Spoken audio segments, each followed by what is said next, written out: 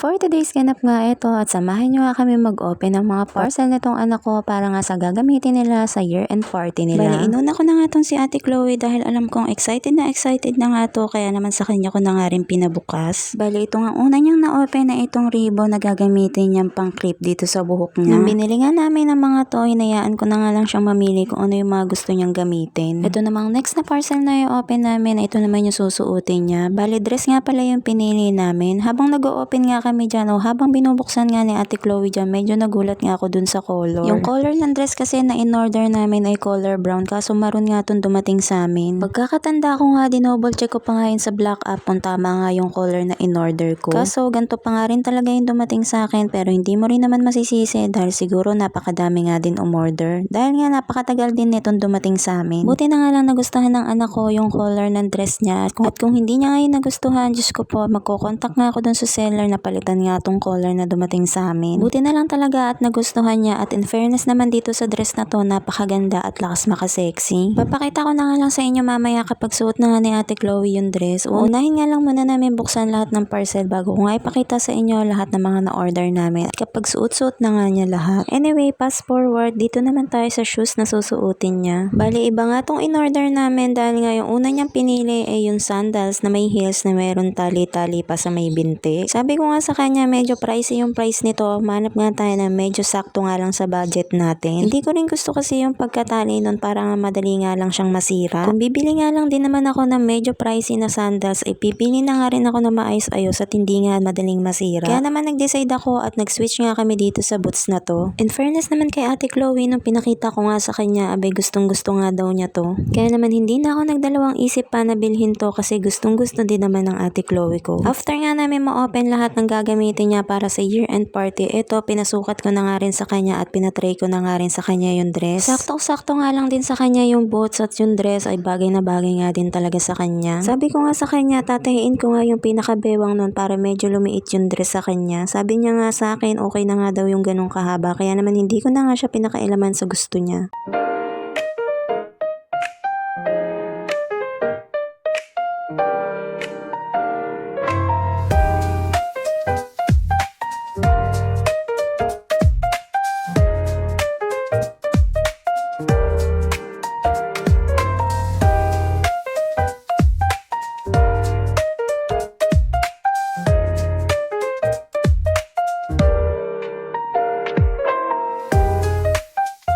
At ayan lang muna for today's mini vlog. Kita-kits na lang sa susunod ko pang upload. Don't forget to follow and share my video. Thank you for watching. See you on my next mini vlog. Bye!